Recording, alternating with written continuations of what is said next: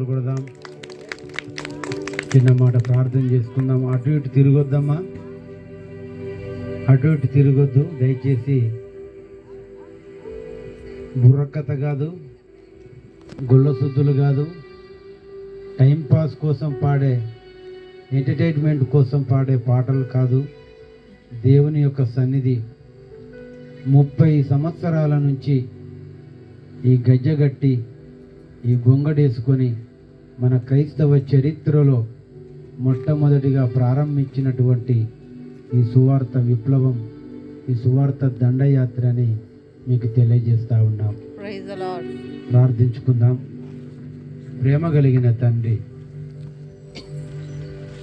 సాయంకాల పూట నీ చల్లనైన నీ జీవం కలిగిన మాటలు వినగలుగుటకు ప్రాముఖ్యముగా వాతావరణమును అనుకూలపరిచినందుకు స్తోత్రములు తండ్రి. ప్రభునందు మీ ప్రయాసం వ్యర్థము కాదని సెలవిచ్చావు. సౌండ్ సిస్టమ్ బిడ్డలను, ఆర్కెస్ట్రా బిడ్డలను, ధ్వనియంత్రం ద్వారా వింటున్న ప్రజలను, ఇక్కడ ఈ ఆవరణలో కూర్చున్నటువంటి నీ బిడ్డలందరినీ జ్ఞాపకం చేసుకుని మరి ఈ మాట ఎంత గొప్పదో, ప్రపంచంలో బంగారు గనుల కంటే, వజ్రాల వైడూర్యాల కంటే ఈ ప్రపంచంలో కోరదగినది నీ మాట తండ్రి. అది జీవం కలిగినది, ప్రకృతిని కలుగజేసిన మాట, మాకు ఆత్మనిచ్చిన మాట, మమ్మల్ని కన్నటువంటి మాట తండ్రి.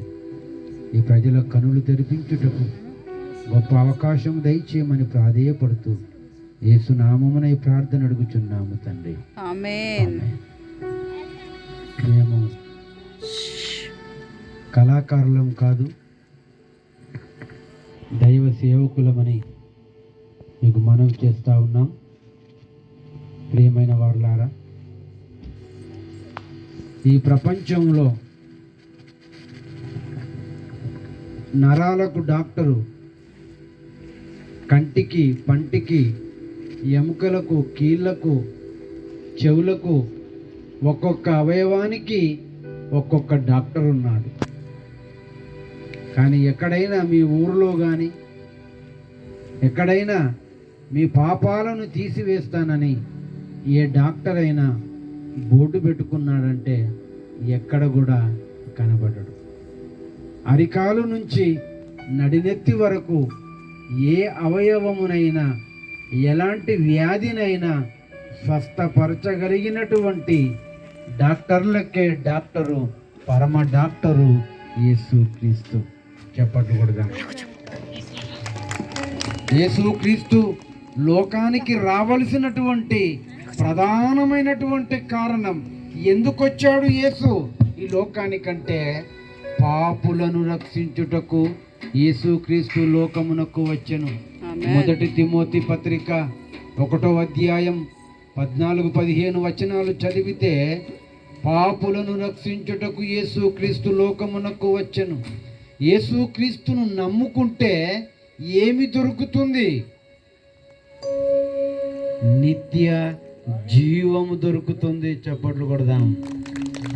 నిత్య జీవం, పరలోకం దొరుకుతుంది.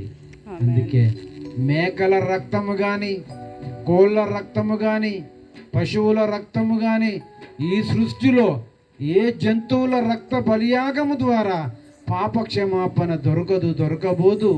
క్రీస్తు చిందించిన రక్తములో ప్రతి పాపమును కడిగి వేసుకొనుటకు చిందించిన రక్తం యేసు రక్తం. చెప్పండి. హల్లెలూయా. మేము పాడుతుండగా మీరందరూ కూడా ఏ ఒక్కరు చేతులు ముడుచుకొని కూర్చోకుండా దేవుని కోసం చప్పట్లు కొడుతూ ఆరోగ్యవంతులై ధన్యులు కావాలని మనవి చేస్తా ఉన్నాం. దేవునికి స్తోత్రం. హల్లెలూయా, హల్లెలూయా, హల్లెలూయా. పాపుల పరమ డాక్టరు మన యేసుక్రీస్తు, ఆత్మరోగులకు ఉచిత వైద్యుడు మన యేసుక్రీస్తు. పాపుల పరమ డాక్టరు మన యేసుక్రీస్తు, ఆత్మరోగుల ఉచిత వైద్యుడు మన యేసుక్రీస్తు. పాపుల పరమ డాక్టరు మన యేసుక్రీస్తు, ఆత్మరోగులకు ఉచిత వైద్యుడు మన యేసుక్రీస్తు.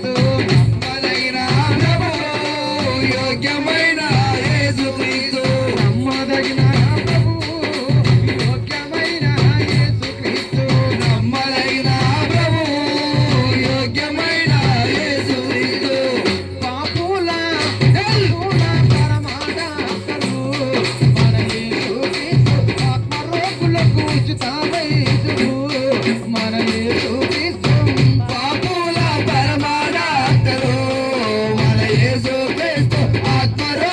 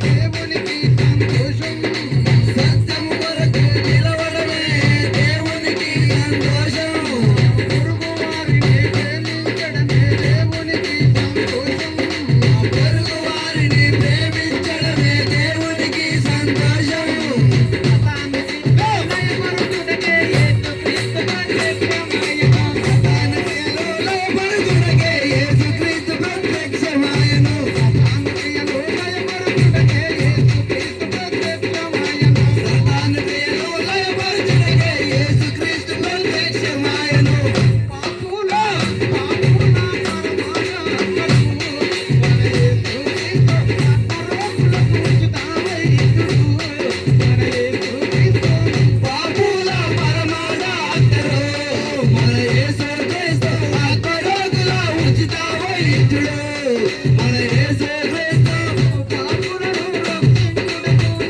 క్రీస్తు. పాపులను రక్షించుటకు యేసు క్రీస్తు ఈ లోకము వచ్చెను. నమ్మదగిన యోగ్యమైన యేసు క్రీస్తు. నమ్మదగిన ప్రభువు యోగ్యమైన యేసు క్రీస్తు.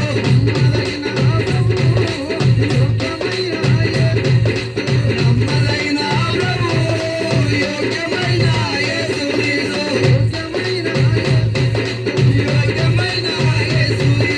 యోగ్యమైన యేసు క్రీస్తు. యోగ్యమైన యేసు క్రీస్తు. దేవునికి స్తోత్రం, గట్టిగా చప్పట్లు కొడదాం. హల్లెలూయా.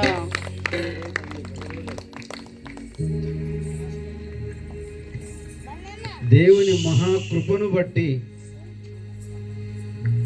200 పాటలు రాశాను తల్లుల. హల్లెలూయా. 200 పాటలు, ప్రతి పాట మెసేజ్, మనుషులను సంతోషపరచటానికి కాదు. నీ బ్రతుకు తీర్మానం ఏంటి? రాత్రి ఎందుకు పుట్టావు? ఎందుకు చనిపోతున్నావు? అసలు ఎక్కడి నుండి వచ్చావు? ఇక్కడికి ఎందుకు వచ్చావు? మరలా వెళ్ళవలసినటువంటి దారి ఏది? గమ్యమేది? పల్లెటూరులో ఉన్న సామాన్య మానవుడు మొదలుకొని ప్రపంచ మేధావుల వర్గం వరకు మతమురా మతమురా మతమురా, క్రైస్తవ్యం మతమురా అని నోరు పారేసుకుంటున్నారు. కానీ మనిషి మరణించిన అనంతరం దివ్యమైన లోకానికి యేసు క్రీస్తు నేనే మార్గము, నేనే సత్యము, నేనే జీవమని చెప్పింది. ఎవరు లేరు, ఆమేన్. నేనే మార్గం, ఐ యామ్ ది వే. ఎందుకు పుట్టావు? స్త్రీగా ఎందుకు పుట్టావు? పురుషునిగా ఎందుకు పుట్టావు? ఏనాడైనా ఆలోచించావా? దేవునికి ఆడపిల్ల కావాలనుకుంటే నీకు ఆడపిల్ల పుడుతుంది. దేవునికి మగపిల్లగాడు కావాలనుకుంటే మగపిల్లగాన్ని ఇస్తాడు. ఎందుకు ఇచ్చాడు ఈ జన్మను? ఎందుకు పుట్టించాడు? ఎఫెసీయులకు రాసినటువంటి పత్రిక 2వ అధ్యాయం 10వ వచనము చదివితే, వాటి యందు మనము నడుచుకొనవలనని, సత్క్రియలు చేయుటకై ఆయన చేసినటువంటి, ఆయన సృజించినటువంటి పని పరికరమై ఉన్నాం. ఫ్యాను నీ కొరకు తిరుగుతుంది, గాలినిస్తుంది. ఏసీ నీ కొరకు కూలింగ్, చల్లటి గాలినిస్తుంది. కారు నిన్ను తిప్పుతుంది, నీ కొరకు ఉపయోగపడుతుంది. నీ అవయవాలు, నీ శరీరం, నీ ఆరోగ్యం, నీ కండ్లు ఎవరి కోసం? తాగి తాగి లీవర్లు పాడు చేసుకుంటున్నావు. వ్యభిచారం చేసి చేసి ఎయిడ్స్ రోగాన్ని తెచ్చుకుంటున్నావు. లీవర్లు పాడు చేసుకుంటున్నావు. దేవుడిచ్చిన ఈ దేహం, నీవు కట్టుకున్న ఈ గృహములో, మీరు కట్టుకున్న మీ ఇళ్ళల్లో మీరు చక్కగా నిద్రపోతున్నారే. దేవుడు కట్టుకున్న ఇంట్లో దేవునికి చోటుందా? ఏది ఆయన ఇల్లు? నీ దేహమే దేవుని ఆలయం. ఆయన ఆలయములో చోటు ఉందా అని అడుగుతున్నాడు. ప్రియమైన బిడ్డలారా, ఈ ఊర్లో చక్కటి పశువులు ఉన్నాయి, చక్కటి బర్రెలు ఉన్నాయి, గేదెలు ఉన్నాయి. బావి దగ్గర నుంచి 2 కిలోమీటర్ల దూరం నుంచి ఎంత రాత్రి అయినా నా యజమానుని ఇల్లు ఇది అని గుర్తుపెట్టుకొని ఆకిట్లకు వచ్చి ఆగుతుంది. నా యజమానుడు ఇక్కడ కట్టేస్తాడని ఆ తలుగు దగ్గర, ఆ గుంజ దగ్గరకు వచ్చి ఆగుతుంది. గడ్డి తింటున్న పశువు, కుడిది తాగుతున్న గేదె, దానికి అంత తెలివి ఉంటే దేవుడు అంటున్నాడు, యెషయా గ్రంథం యేసు క్రీస్తుకు పూర్వం 3000 సంవత్సరాల క్రితం వ్రాయబడినటువంటి మాటలు మీతో చెప్తున్నాను. యెషయా గ్రంథం 1వ అధ్యాయం, ఆకాశమా ఆలకించుము, భూమి చెవియొగ్గుము, నేను పిల్లలను కని గొప్పవారికి చేస్తే వారు నా మీద తిరుగుబడి ఉన్నారు, తిరుగుబాటు చేస్తున్నారని ఆకాశం భూమితో చెప్పుకుంటున్నాడు. ప్రియమైన బిడ్డలారా, చూడండి, నక్కలకు బొరియలున్నవి, ఆకాశ పక్షులకు గూడులున్నవి, మనుష్య కుమారుడు తలవాల్చుకొనుటకైనను స్థలము లేదని అంటున్నాడు యేసు. చీమలు ఎంత ఉంటాయమ్మా? చిన్న చాలా చిన్నవి. ఏనుగు ఎంత పెద్దగా ఉంటుందమ్మా? పులి ఎంత పెద్దగా ఉంటుంది? సింహం ఎంత పెద్దగా ఉంటుంది? ఈ సృష్టిలో 100 లక్షలు ఉన్నాయి జీవరాశులు. కానీ దేవుడు అంటున్నాడు, ఒరే సోమరివాడా, చీమల యుద్ధకు వెళ్ళి వాటి నడతలను గమనించి జ్ఞానము తెచ్చుకోమంటున్నాడు. చీమ కడుపెంత, దాని కన్నెంత, దాని మెదడెంత. చీమలకు పోలీస్ స్టేషన్లు లేవు, రాజులు లేరు, న్యాయాధిపతులు లేరు, పంచాయతీలు లేవు, కొట్లాటలు లేవు. గోడ వెంబడి ఎంత క్రమంగా వెళ్ళిపోతాయి. అందుకే చీమల దగ్గర జ్ఞానం ఉంది. వేసవి కాలమందు చక్కటి ఆహారాన్ని సమకూర్చుకుంటాయి. అందుకే నా పిల్లలు సోమరి వల్ల అయిపోయిందని దేవుడు భూమి ఆకాశములతో చెప్పుకుంటున్నాడు. విమానాల షెడ్ ఉంది, రైలు బండ్లకు షెడ్ ఉంది, సైకిల్ షాపులకు షెడ్ ఉంది, కారు మెకానిక్ షెడ్ ఉంది. కానీ మనసును బాగు చేసే షెడ్ ఎక్కడుంది? హృదయాలను బాగు చేసే షెడ్ ఎక్కడుంది అంటే దేవుని మందిరం. దైవ సేవకులు ఉన్నారు, ప్రార్థిస్తారు, దేవుని మాటలు తీసుకొని మీకు అందిస్తారు. అవి నరములను, కీళ్లను, ఎముకలను దూర్చు స్వస్థపరుస్తున్నటువంటి మాట. చప్పట్లు కొడతాం. అందుకే ఎంతమంది ఉన్నారు దేవుళ్ళు? భూమిని కలగజేసిన దేవుడు ఏ దేవుడు? ఆకాశమును కలగజేసిన దేవుడు ఏ దేవుడు? ఆ దేవుడే భూ ప్రజలందరికీ తండ్రి అయిన దేవుడు ఒకే ఒక్కడు. ఆ దేవునికి నరులకు మధ్యవర్తి యేసుక్రీస్తును నరుడు. చప్పట్లు కొడదాం. ఆయన రమ్మని పిలుస్తున్నాడు. దినమెల్లా 2 చేతులు చాపుతూ ఎదురు చూస్తున్నాడమ్మా దేవుని ప్రజల కోసం. క్రైస్తవుల కోసం కాదు సుమా, సర్వలోక మానవాళిని పిలుస్తున్నటువంటి లోక రక్షకుడు యేసు. గట్టిగా చప్పట్లు కొడదాం. హల్లెలూయా. ఎంత ఘోర పాపులనైనా రమ్మంటున్నాడు దేవుడు. మీరు చేసే పాపము వదిలి దైవ సన్నిధిలో జీవించండి. ఎంత ఘోర పాపులనైనా రమ్మంటున్నాడు దేవుడు. నీవు చేసే పాపము వదిలి దైవ సన్నిధిలో జీవించండి. ఎంత ఘోర పాపినైనా రమ్మంటున్నాడు దేవుడు. మీరు చేసే పాపము వదిలి దైవ సన్నిధిలో జీవించండి. ఎంత ఘోర పాపులనైనా రమ్మంటున్నాడు దేవుడు. నీవు చేసే పాపము వదిలి దైవ సన్నిధిలో జీవించండి. మీరు చేసే పాపము వదిలి దైవ సన్నిధిలో జీవించండి. మీరు చేసే పాపము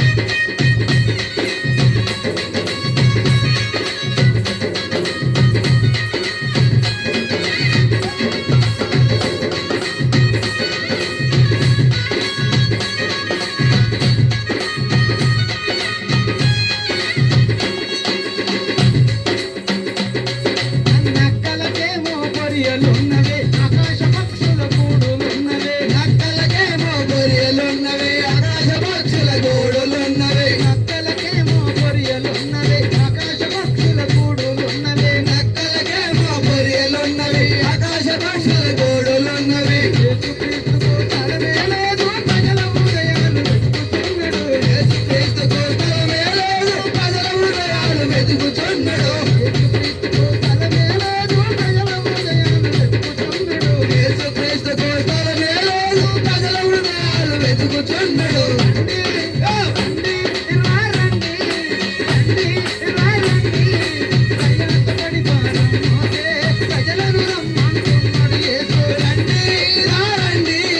రండి, రండి, ప్రయాసపడి భారం మోసే ప్రజలను రమ్మంటున్నాడు యేసు.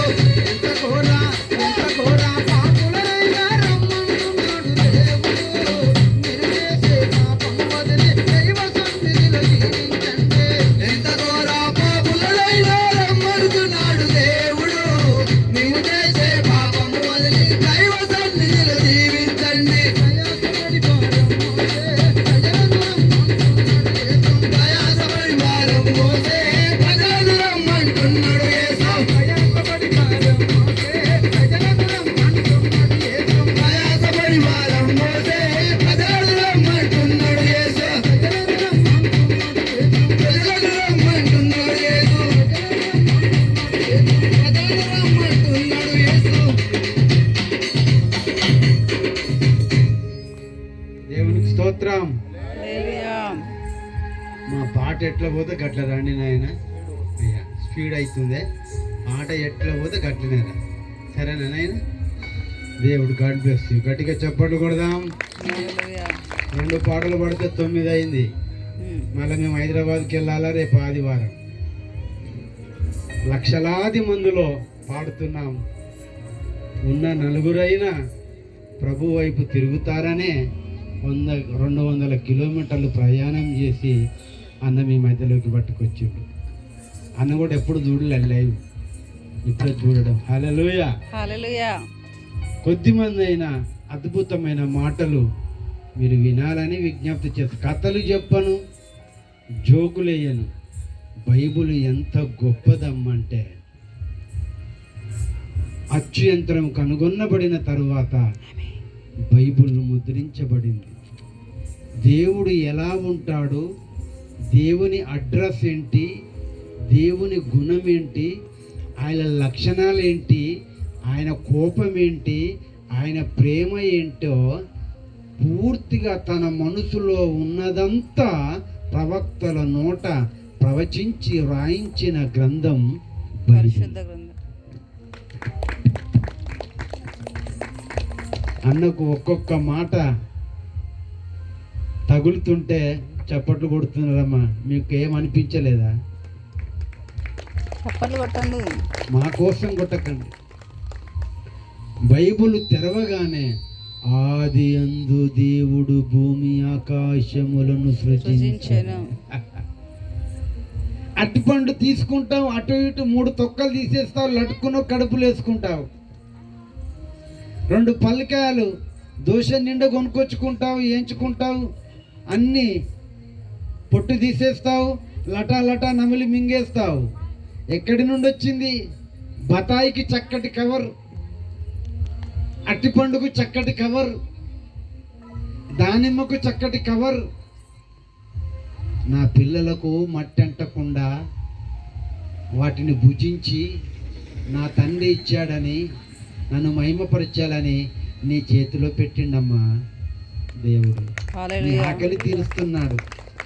ఎండలు వేడెక్కించి సముద్రాలను మేఘాల గుండా తీసుకెళ్ళి నీ పాదాలు తడుపుతున్నాయమ్మా. నీ ఆమేన్. పంట పండుతుంది, నీ ఆకలి తీరుతుంది. ఒక్క బియ్యపు వడ్ల గింజను విత్తితే జానడు పొడుగు గొలుసు వస్తుంది, వరి గొలుసు. అవునా కాదా? ఒక్క మొక్కజొన్న గింజ విత్తితే 3 పొడుగు మొక్కజొన్న కంకి. ఒక్క పల్లికాయ గింజ విత్తితే పీకితే దోషడు నిండా పల్లికాయలు. పెసరి గింజ ఒక్క గింజ విత్తితే చెట్టు ఇంత తైతది, దానిని తెంపితే చాట నిండా పెసర్లు. అవునా కాదా? కూలికి పోయే తల్లులందరికీ తెలుసు. ఒక్క పత్తి గింజ విత్తితే కింటలు పత్తెల్లుతుంది. దేవుడు భూమికి పండే గుణమును ఇచ్చాడు. నా పిల్లల కోసం నువ్వు పండాలి, నువ్వు ఫలించాలి, వాళ్ళ ఆకలి తీర్చాలి. భూమి పుట్టిన నాటి నుండి ఇప్పటి వరకు నేల పండుతూనే ఉంది, మన ఆకలి తీరుస్తూనే ఉంది. మన కోసమే ఈ సృష్టి. ఆమేన్. హల్లెలూయా. హల్లెలూయా. దేవుని మాట తప్పకుండా, దేవుని మాటకు లోబడి ఒక్క క్షణం తేడా లేకుండా సూర్యుడు ఉదయిస్తున్నాడు, అస్తమిస్తున్నాడు. ప్రియమైన వారలారా, అందుకే మీరు బైబిల్ చదవాలి. గడియారం ఉంది, పైకి చూడగానే టక్కున టైం చెప్పేస్తాం, కానీ దాని వెనకాల ఎన్నో మిషన్స్ ఉన్నాయి. పెద్ద ముళ్ళు చిన్న ముళ్ళు చూసి మనం టైం చెప్తాం. సృష్టి వెనకాల కూడా దేవుని శక్తి ఉన్నది. ఈ ఆమేన్. సృష్టికే ఇంత శక్తి ఉంటే సృష్టిని కలగజేసినటువంటి సృష్టికర్త దేవుడికి ఎంత శక్తి ఉండాలి ఆలోచించారా? ఎవరు చెప్తారమ్మా ఈ మాటలు? బైబిల్ పట్టుకుంటే కిరస్థాన పొల్లురా, అమెరికాలో దేవుని పట్టుకొని మా ఇళ్ళల్లో పెడుతుండ్రా, మమ్మల్ని మారుస్తుండ్రా అనుకుంటున్నారు. గొప్ప జ్ఞానం చీకటి బ్రతుకులను వెలుగుమయంగా చేస్తున్నటువంటి దేవుని మాటలమ్మ ఇవి. మతపు మాటలు కాదు, మోసపు మాటలు కాదు, నీ జన్మ రహస్యమును తెలుపుతున్న మాటలు, సృష్టి మర్మమును తెలుపుతున్నటువంటి మాటలు. ప్రియమైన బిడ్డలారా, ఎంత అద్భుతమైనటువంటి మాటలు. దేవుడు పక్షపాతి కాదు. దేవుడు ఇద్దరికి జీవితాలను ఇచ్చాడు నాయన. ఆ ఇద్దరు ఎలాంటి వాళ్ళంటే, ఒకడు ధనవంతుడు, ఒకడు దరిద్రుడు, లాజరు ఆయన పేరు. ఆ లూకాసు వార్త 16వ అధ్యాయం 19వ వచనం నుంచి మీకు అంతా చెప్తున్నాను, తర్వాత ఇంటికి వెళ్ళి చదువుకోండి. లూకాసు వార్త 16వ అధ్యాయం 19వ వచనం నుంచి చదువుకుంటూ వచ్చేస్తే, ధనవంతుడు ఒకడు ఉండెను, అతడు ఉదారంగు బట్టలను సన్నపు నార వస్త్రములను ధరించుకొని ప్రతి దినము బహుగా సుఖపడుచున్నాడు. దరిద్రుడు ఉన్నాడు, ఆయన పేరు లాజరు. ధనవంతుని ఇంటి వాకిట పడి ఉండి అతని ఇంటిలో నుంచి పడేసినటువంటి ఎంగిలి మెతుకులు తినడానికి ఆశపడుతున్నాడు. తన ఒళ్ళునే కుక్కలు వచ్చి నాకుతున్నాయనంటే కళ్ళ ముందున్న భోజనాన్ని కుక్కలు తిననిస్తాయమ్మా? చెప్పండి. అలాంటి పరిస్థితి. ధనవంతుడు చనిపోయిన వెంటనే కనురెప్పపాటులోనే సర్ర నలిపోయిండు. అగ్ని జ్వాలల్లో మంటలల్లో యాతన పడుచున్నాడు. ఈ దరిద్రుడు చనిపోయిండు. నెమ్మది పొందే స్థలానికి అబ్రహాము రొమ్మున ఆనుకొనుటకు పరదేశులోకి నెమ్మది పొందే స్థలానికి వెళ్ళిపోయిండు. అప్పుడు చూస్తున్నాడు, వరే నా గేటు దగ్గర పడి ఉండేటోడు, నేను తినిపడేసినటువంటి ఎంగిలి మెతుకులు తినటోడు, ఆ దరిద్రుడు లాజరు అక్కడ నెమ్మది పొందుచున్నాడు, నేను ఇక్కడ యాతన పడుచున్నాను. అయ్యా, తండ్రివైన అబ్రహామా, నా యందు కనికరపడు, తన వ్రేలు కొనను నీళ్ళలో ముంచి నా నాలుకను చల్లార్చుటకు ఆ లాజరును పంపయ్యా అని వేడుకుంటున్నాడు. నీకిచ్చిన నీ జీవిత కాలం అంతా ఇష్టం వచ్చినట్టుగా బ్రతికావు, తిన్నావు, తాగావు, ఎదురు లేదు, నీకు ఎదురు లేదు, తాగినంత తాగావు, అనేకమైనటువంటి దుష్ట కార్యక్రమాలకు పాల్పడ్డావు. కానీ ఆ దరిద్రుడు నేనిచ్చిన జీవిత కాలాన్ని నాకు ఇష్టమైనట్టుగా బ్రతికిండు. అందుకే వాడు ఇక్కడ నెమ్మది పొందుచున్నాడు. ఇక్కడి నుండి అక్కడికి, అక్కడి నుండి ఇక్కడికి దాటి పోజాలకుండునట్లు మీకును మాకును మధ్య మహా అగాధము ఉంచబడి ఉన్నది. షటాప్, నోర్మోయ్ అన్నాడు. అయ్యా, అలాగనవద్దు. నా క్యారెక్టర్ కలిగినటువంటి వాళ్ళే నాలాగా బ్రతుకుతున్నారు. నాకు 5 సహోదరులు ఉన్నారు, వాళ్ళు భూమి మీద ఉన్నారు. వారు ఈ వేదనకరమైన స్థలమునకు రాకుండా సాక్ష్యం ఇచ్చుటకు ఈ లాజరును పంపయ్యా అని వేడుకుంటున్నారు. ధనవంతుడు వేడుకుంటున్నాడు. దేవుని బిడ్డలారా, బ్రతుకున్నోడు బోధ చేసుకొని మారాలి, కానీ మృతుల లోకంలో నుండి ఒకడు వెళ్ళి చెబితే వినరు నాయన అనింది రాసింది బైబిల్లో. అందుకే ధనవంతుడు బ్రతికిన బ్రతికి ఆరని అగ్నిజ్వాలల్లో జారిపోతారా? ఒక దరిద్రుడు బ్రతికినటువంటి బ్రతికి అబ్రహాము రొమ్మున ఆనుకొనుటకు కొనుపోబడతారా? ఆలోచించండి దేవుని బిడ్డలారా. నిర్ణయం మీదే. చప్పట్లు కొడదాము. హల్లెలూయా. అగ్ని జ్వాలల్లో యాతన పడుచున్నాడు